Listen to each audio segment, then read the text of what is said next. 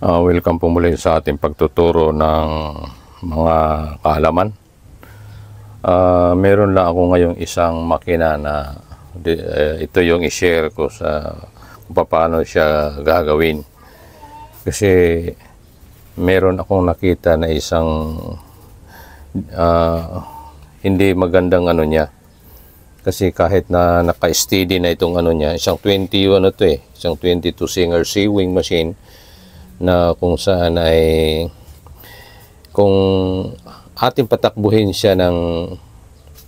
natin siya ng single, manatili siyang mayroon pa rin siyang gaywang kaunti.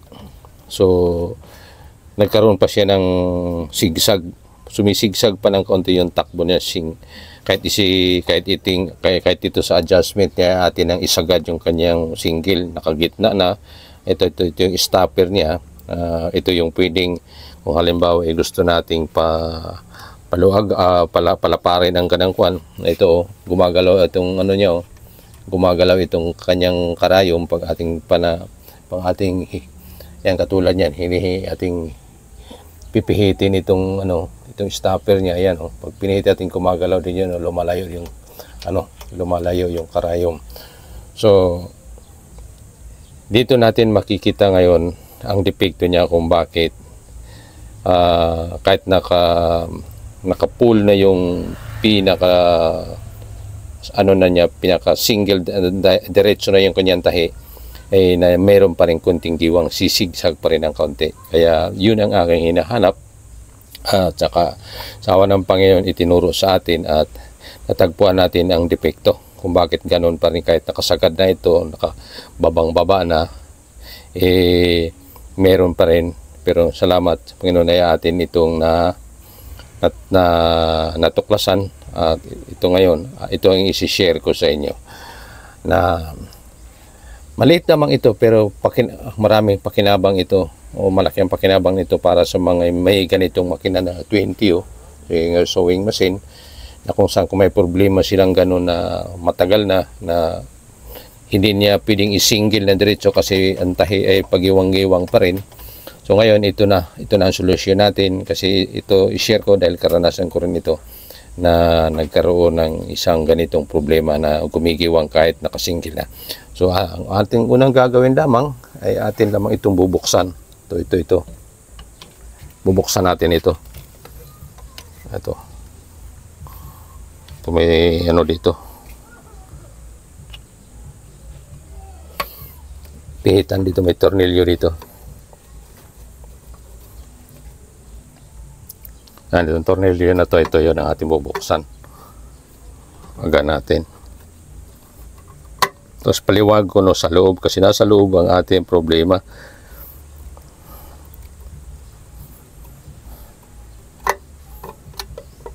Yan, ito pang isa ditong tornilyo, buksan pa natin ito.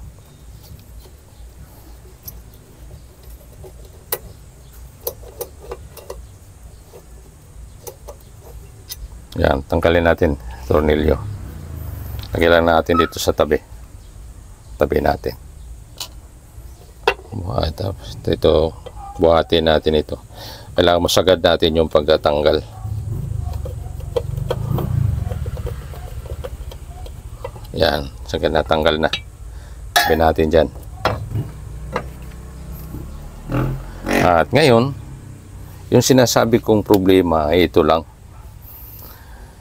Kailangan sa mga mekaniko o mga gumagawa na mayroong ganitong makina, alamin natin yung function ng makina, yung kilos, galaw o trabaho ng makina. Katulad nito, kung bakit siya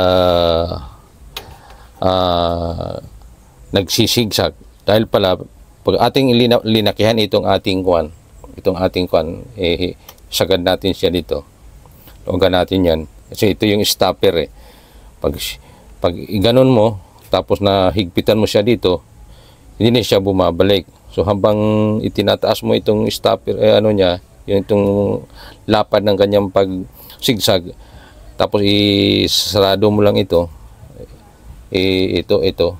ipag isarado mo ito, yan, ganyan, i-close mo, ipihigpitan mo, hindi na siya bumabalik ito. So kailangan ito ang ating adjustan. Dito tayo ngayon titingin kung bakit nga nagkaroon ng ganung problema na sumisigsag pa rin siya. So ang ibig sabihin lamang nun mga kapadyak, dito tayo kasi pag ginano natin, pag ipinihit natin ito, inikot-ikot natin ganyan, ito tayo sa harap, yan umiikot-ikot ito, gumagalaw-galaw din ito, yan gumagalaw-galaw din yan, na kapag ito ay nakasigsag yan, pag nakasigsag yan siya, pag naka-timing ito nakalagay sa sigsag ito, nakaganyan siya, pag nakaganyan yan, nakasigsag siya, gumigiwang talaga, nagsisigsag siya pag nakaganyan, habang ginaganyan natin, habang lumalapad yan ang So ibig sabihin, nandito ang ating kailangang makita na problema, kung bakit siya nagsisigsag kahit atin na itong isinagad, nakatuwid na tuwid na babang-baba na yan, nasa sentro na, nakasentro na yan, pero pa rin siya, nagsisigsag. So ngayon, ang problema niyan mga kapadyak ay ito, tanggalin natin itong spring para makita ninyo. Spring na yan. Ayan ito sa likod tayo para makita natin. Ito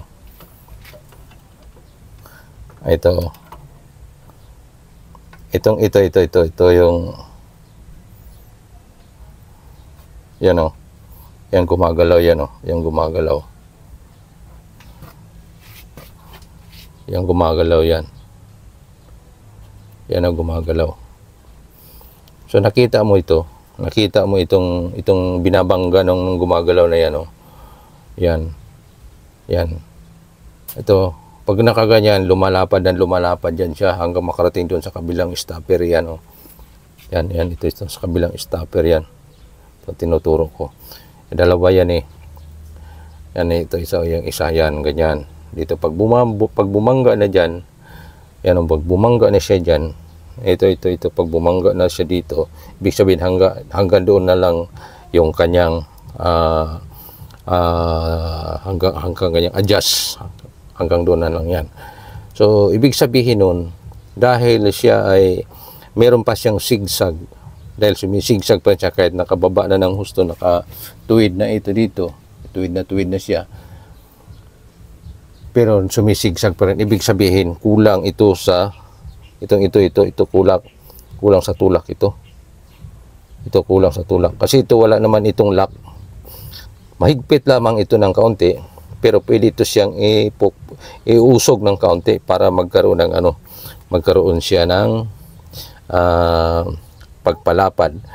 So kung gusto natin na mawala na talaga yung mawala yung pagka-sigsag niya, kailangan nating i-timing na titingnan natin, i-adjust lamang natin ito. Dito lamang tayo mag-a-adjust. Ayan ito lamang ang i-adjust natin. Pwede natin iusog papunta roon, pwede natin iusog papunta rito. So yun lang ang sikreto nito mga kapadyak. Pwede natin iusog dito, ating pihit, galawin natin yan ganyan. Yan, galawin natin yan. So, naka siya. Yan siya, bumabangga na siya. Ito yung pinaka-stopper na may tornilyo. Na pag ito'y nahigpitan mo na, itatapat mo lang itong ato na to. Yan, itatapat mo lang yan siya dyan. Yan, ito, itatapat mo lang siya dyan. Ito, yung parampaa niya, yung dalawang parampaa. Yan ay sa kabila. Nasa gitna ito. Ito yung kanyang pinipigilan. Yan. Kailangan lamang kailangan ito at saka itong isa, kailangan sila magpantay. Kasi ito yung pinaka-stopper na para hindi na gagalaw-galaw, para manatiling sigsag, manatiling single ang tahi ng makina. So ito lamang ang sikreto. Itinuturo ko sa inyo itong sikreto kung paano natin i-adjust para mawala yung tawag nito, yung pagkasigsag niya.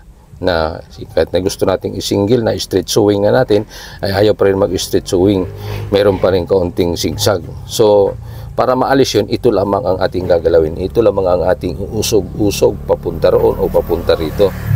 Yun lang ang sekreto niyan mga kapadyak. Ito lang, tandaan lang lagi, pag ang makina ninyo na 20 Singer sewing machine ay mayroon pa ring gaywang, kumbaga nagsisigsag pa rin kahit naka-straight sewing na ang ating adjustment, ito lamang mga kapadyak, i-adjust natin, pukpukin lamang natin dito. Ito meron akong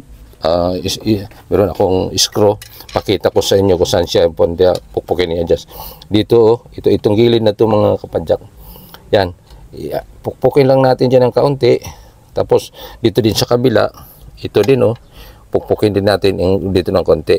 Yan, itong dulo na to, yan. Kung gusto nating magkaroon siya ng sigsag doon, usog natin papunta roon. Kung gusto nating mawala ang pagkasigsag niya, usog din natin. Pero huwag kang lumagpas, dahil pag lumagpas, magkakasigsag pa rin iyon. So kailangan dito sa pag-uusog nito, dito mo hanapin ang pinaka-straight sewing niya. Ito lang ang kakimove na aking ituturo sa inyo, na dito lang tayo mag-adjust para mawala yung giwang-giwang o pagsisig sa kanyang tayo kahit naka-straight sewing na ang kanyang adjustment.